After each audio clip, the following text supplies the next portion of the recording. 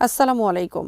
Greenland নিয়ে যুক্তরাষ্ট্র Europe বিরোধ তুঙ্গে, যে কোনো সময় ভেঙে যাবে ন্যাটো। ট্রাম্পের গাজা শান্তি কমিটি নিয়ে তীব্র বিরোধে ওয়াশিংটন তেল আবিব। সিরিয়ায় কুর্দি বাহিনীর চূড়ান্ত পতন, সিরিয়ান আর্মির দখলে গুরুত্বপূর্ণ তেলের খনি।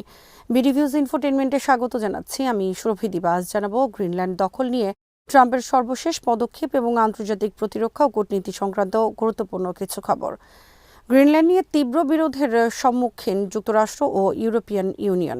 শনিবার ডোনাল্ড ট্রাম্প গ্রিনল্যান্ড দখলের বিরোধিতাকারী 8টি দেশের বিরুদ্ধে শুল্ক আরোপের ঘোষণার পর এ বিরোধ প্রকাশ্যে রূপ নিয়েছে।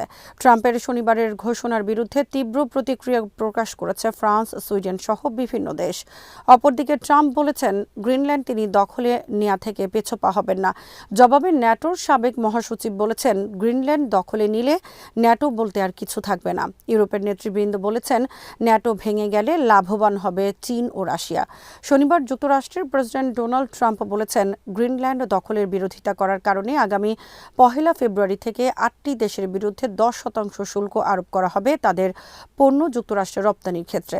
এসব দেশ হল Denmark, Finland, France, Germany, Norway, Sweden, Netherlands এবং ব্রিটেন। ট্রাম্প বলেছেন, তিনি গ্রিনল্যান্ড কিনে নিতে চান। এক্ষেত্রে এসব দেশ যদি বাধা আরোপ অব্যাহত রাখে, তাহলে আগামী 1 জুন থেকে এসব দেশের বিরুদ্ধে শুল্ক 25% পর্যন্ত বৃদ্ধি করা হবে। শনিবার ব্যক্তিগত সামাজিক মাধ্যমে এ ঘোষণা দেন ডোনাল্ড ট্রাম্প। ট্রাম্প লিখেছেন, ইউরোপের এসব দেশ খুবই বিপজ্জনক খেলায় নেমেছে। তাদের কারণে বিশ্বের নিরাপত্তা ও অস্তিত্ব হুমকির মুখে।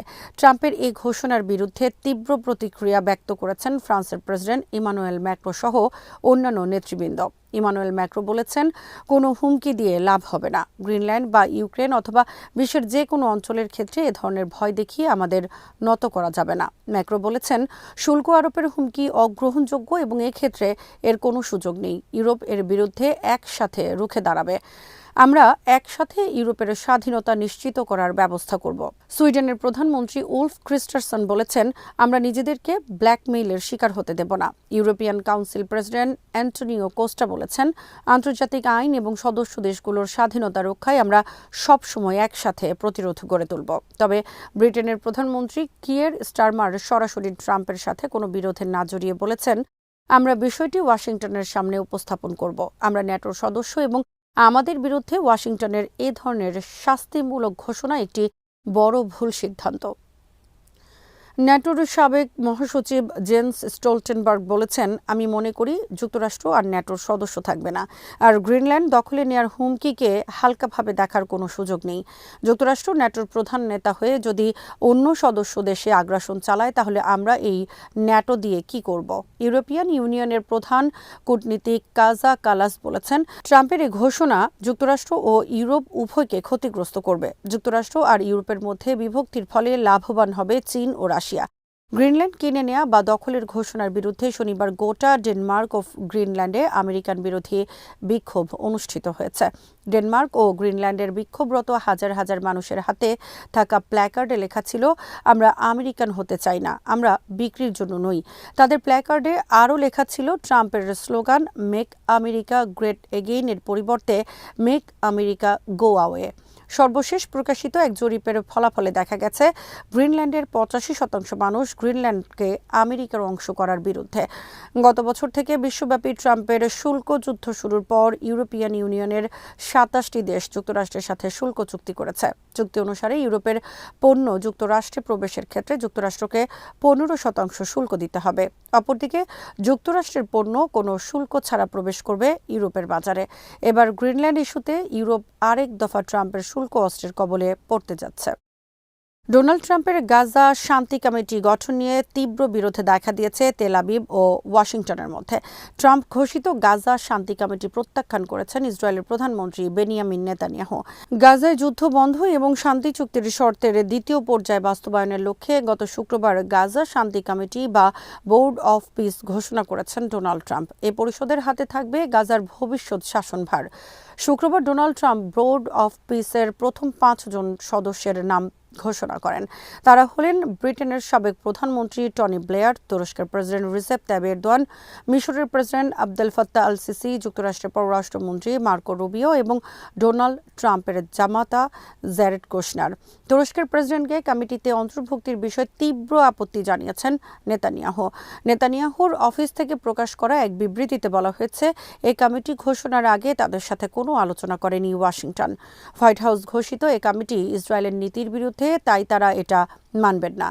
নেতানিয়াহুর অফিসের এই বিবৃতির বিরুদ্ধে কড়া প্রতিক্রিয়া ব্যক্ত করেছেন যুক্তরাষ্ট্রের একজন কর্মকর্তা। এক্সিওসকে দেয়া এক সাক্ষাৎকারে ট্রাম্প প্রশাসনের একজন কর্মকর্তার নাম প্রকাশ না করে বলেছেন, এটা আমাদের সিদ্ধান্ত, নেতানিয়াহুর নয়। আমরা গাজায় যুদ্ধ বন্ধ করেছি এবং আমরা এটা সম্পন্ন করব। তিনি যদি গাজা যুদ্ধ বন্ধ করতে চান তাহলে তাকে আমাদের পথেই হাঁটতে হবে। গাজা নিয়ে আমাদের পরিকল্পনায় বাগড়া না দিয়ে নেতানিয়াহুর উচিত ইরান বিষয়ে মনোযোগ দেয়া।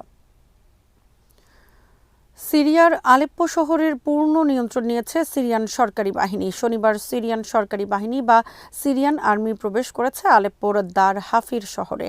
এছাড়া আরও 1 ডজনের বেশি শহর কুর্দিদের দখল থেকে নিয়ন্ত্রণে নিয়েছে সিরিয়ান আর্মি। ফোরাত নদীর পূর্ব তীরে অবস্থিত দার হাফির ছিল যুক্তরাষ্ট্র সমর্থিত কুর্দি বাহিনীর সর্বশেষ কেন্দ্র। সিরিয়ান আর্মির আক্রমণের মুখে কুর্দি সন্ত্রাসী বাহিনী এলাকাটি ছেড়ে যেতে বাধ্য হয়। চলতি মাসের শুরু থেকে যুক্তরাষ্ট্র সমর্থিত কুর্দি বাহিনী আলেপ্পো এবং পালমিরায় সিরিয়ান সরকারি বাহিনীর উপর হামলা শুরু করে। এরপর দুই পক্ষের মধ্যে তীব্র যুদ্ধ শুরু হয়। নিহত হয় শত শত সিরিয়ান। লক্ষাধিক মানুষ বাড়িঘর ছাড়তে বাধ্য হয় নতুন করে। সিরিয়ান আর্মির প্রচণ্ড আক্রমণের মুখে সন্ত্রাসী কুর্দি বাহিনী একতরফা যুদ্ধবিরতি ঘোষণা করে। ঐতিহাসিক পালমিরা থেকে তারা তাদের সৈন্যদের নিরাপদে এলাকা ছাড়ার শর্তের বিনিময়ে যুদ্ধ বন্ধে রাজি হয়। সিরিয়ান সরকার এই শর্ত মেনে নেয়, কিন্তু কয়েকদিন পরই তারা আবার নতুন করে হামলা শুরু করে সিরিয়ান আর্মির ওপর। শনিবার তাদেরকে পুরোপুরি উচ্ছেদ করা হয়েছে আলেপ্পো থেকে। কুর্দিদের সশস্ত্র বাহিনীর নাম সিরিয়ান ডেমোক্রেটিক ফোর্সেস বা এসডিএফ। বাশার আল আসাদের সময় যুক্তরাষ্ট্রের সহায়তায় গড়ে ওঠে এই বাহিনী। বিনিময়ে তারা যুক্তরাষ্ট্রকে সিরিয়া থেকে তেল পাচারের সুযোগ করে দেয়। যুক্তরাষ্ট্রের সহায়তায় সিরিয়ার সব গুরুত্বপূর্ণ তেলের খনি নিয়ন্ত্রণ করত এসডিএফ বাহিনী। 2024 সালের 8 ডিসেম্বর আহমেদ আল শারার নেতৃত্বে সিরিয়ার গণহত্যাকারী শাসক বাশার আল আসাদের পতন ঘটে। তখন সিরিয়ায় যুদ্ধরত বিভিন্ন সশস্ত্র বাহিনী আহমেদ আল শারার নেতৃত্ব মেনে নেয় এবং বিভিন্ন বাহিনীকে সিরিয়ান আর্মিতে অন্তর্ভুক্ত করা হয়। কিন্তু কুর্দি বাহিনী এসডিএফ তাদের দখলকৃত এলাকা আহমেদ আল শারার অধীনে ছেড়ে দিতে অস্বীকৃতি জানায়। তারা কুর্দিদের জন্য আলাদা দেশ গঠনের ঘোষণা দিয়ে নতুন করে যুদ্ধ শুরু করে। যুদ্ধে আহমেদ আল শারার বাহিনীর কাছে তারা পরাজিত হয়। চলতি বছর মার্চে অনুষ্ঠিত চুক্তি অনুসারে কুর্দি বাহিনীর সিরিয়ান আর্মিতে যুক্ত হওয়ার কথা ছিল বছরের শেষের দিকে, কিন্তু কুর্দি বাহিনী সে চুক্তি অস্বীকার করে নিজেদের বাহিনীকে সিরিয়ান আর্মির সাথে অন্তর্ভুক্তির বিরোধিতা করে। তারা একটি স্বায়ত্তশাসিত বাহিনী হিসেবে থাকার প্রস্তাব দেয়। সিরিয়ান সরকার তাদের দাবি প্রত্যাখ্যান করে তাদের বিরুদ্ধে যুদ্ধ শুরু করে। শেষ পর্যন্ত গত শনিবার তাদের চূড়ান্ত পরাজয় ঘটে। আল জাজিরার খবরে বলা হয়েছে, শনিবার পতনের আগ পর্যন্ত কুর্দি বাহিনীতে 50,000 থেকে 90,000 সেনা ছিল। শনিবার তাদের পতনের পর রাকা জেলার তাবাক সহ অনেকগুলো তেলের খনির দখল পেল সিরিয়ান আর্মি। কুর্দি বাহিনীর অধীনে যেসব তেলের খনি ছিল তাদের মধ্যে সবচেয়ে বড় তাবাক তেলের খনি। বাশার আল আসাদের সময় এসডিএফকে যুক্তরাষ্ট্র সমর্থন দিলেও আসাদের পতনের পর যুক্তরাষ্ট্র তাদের সমর্থন তুলে নেয় কুর্দি বাহিনীর ওপর থেকে। শনিবার তাদের পতনের পর যুক্তরাষ্ট্র কুর্দিদের প্রতি আহ্বান জানিয়েছে সিরিয়ার নতুন সরকারের প্রতি অনুগত স্বীকারের। সিরিয়ার কুর্দিরা তুরস্কের জন্য দীর্ঘদিন ধরে বড় ধরনের হুমকি হিসেবে বিরাজ করছিল। বাশার আল আসাদের সময় তুরস্ক ইদলিবে কুর্দি বাহিনীর বিরুদ্ধে অনেক অভিযান পরিচালনা করেছে। তবে তুরস্ক ও সিরিয়া ভিত্তিক কুর্দি বিদ্রোহী বাহিনীর মূল নেতা আবদুল্লাহ ওসালান গত বছর স্বাধীনতা আন্দোলন বন্ধের ঘোষণা দিয়ে তুরস্কের সাথে শান্তি চুক্তি করেছেন।